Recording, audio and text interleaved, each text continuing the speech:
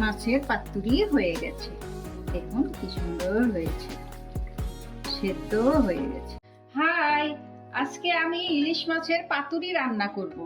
তো আমি এখানে ইলিশ মাছ নিয়ে নিয়েছি, আর এখানে একটু সরিষা, একটু পোস্ত, আর এখানে আমি কাজু আর কাঁচা লঙ্কা নিয়েছি। প্রথমে আমি পেস্টটা বানিয়ে নেব, লঙ্কা দিয়ে, কাজু দিয়ে আর সরিষা আর পোস্ত বানিয়ে। প্রথমে আমি পেস্টটা বানিয়ে নেব। একটু সরিষাটা দিয়ে দিচ্ছি আর একটু পোস্ত দিয়ে দিচ্ছি। আগে এটাকে শুকনোই পেস্ট করে নেব। এই যে আমি শুকনোটাই পেস্ট করে নিয়েছি, গুঁড়ো হয়ে গেছে। এখন আমি এর মধ্যে কাজুটা দিয়ে দেব আর কয়েকটা কাঁচা লঙ্কা দিয়ে দেব, একটু জল দেব। আমি এটাকে আবার পেস্ট করে নেব।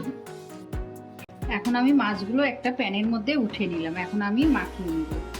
এই যে পেস্টটা বানিয়ে নিয়েছি, পেস্টটা আগে দিয়ে দিব, হাত দিয়েই মাখিয়ে নেব। একটু লবণ দিয়ে দিব,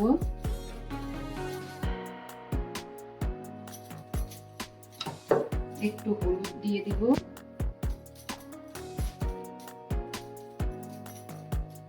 আর একটু সরিষার তেলটা দিয়ে দেব।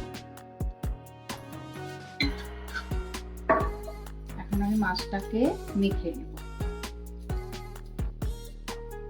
এই যে আমি মাছটাকে মাখিয়ে নিয়েছি, এখন গ্যাসে উঠিয়ে দিলাম আর কয়েকটা কাঁচা লঙ্কা দিয়ে দিব উপর দিয়ে। এখন আমি গ্যাসটা ছোট করে ঢেকে রেখে দেব, ভাপে ভাপে রান্না করব। এই যে আমার ইলিশ মাছের পাতুরি হয়ে গেছে। দেখুন কি সুন্দর হয়েছে, সেদ্ধ হয়ে গেছে। এই যে একদম নরম নরম সেদ্ধ হয়েছে, গরম গরম ভাতের সঙ্গে দারুণ। ইলিশ মাছের পাতুরি হয়ে গেল। এরকম করে ইলিশ মাছের পাতুরি করে গরম গরম ভাতের সঙ্গে খেতে খুব ভালো।